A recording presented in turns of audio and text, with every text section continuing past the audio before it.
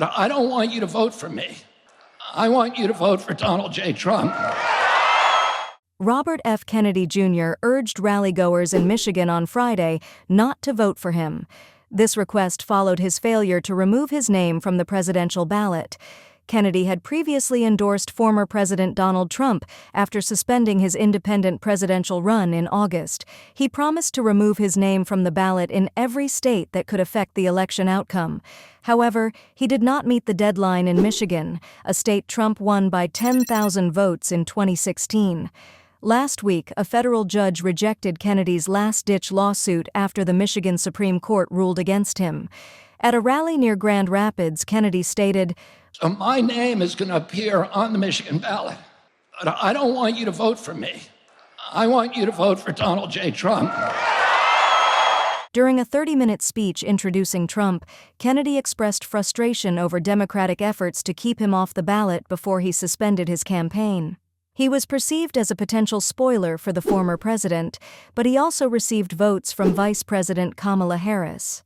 Kennedy remarked, "The Democratic Party spent tens of millions of dollars to defame me, to publish perjuries against me, to publish fake news against me, to marginalize me, to make me look like a crazy person." He indicated that's the only way that I'm going to get to Washington, D.C. would be if Trump won in November.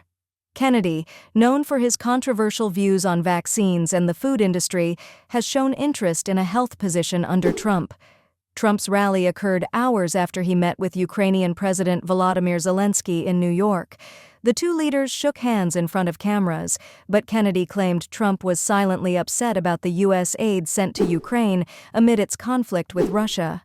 Trump briefly mentioned his meeting with Zelensky, describing it as, "We're going to have a good meeting today." However, 2 days earlier, he criticized Zelensky at a rally in North Carolina for making little nasty aspersions. Zelensky had told The New Yorker that Trump's promise to end the war was largely a campaign slogan. Kennedy spent the remainder of his speech explaining why he endorsed Trump, emphasizing his alignment with Trump's anti-establishment views and opposition to foreign wars. Trump is scheduled to hold a second event in Michigan on Friday evening, focusing on the state's auto industry.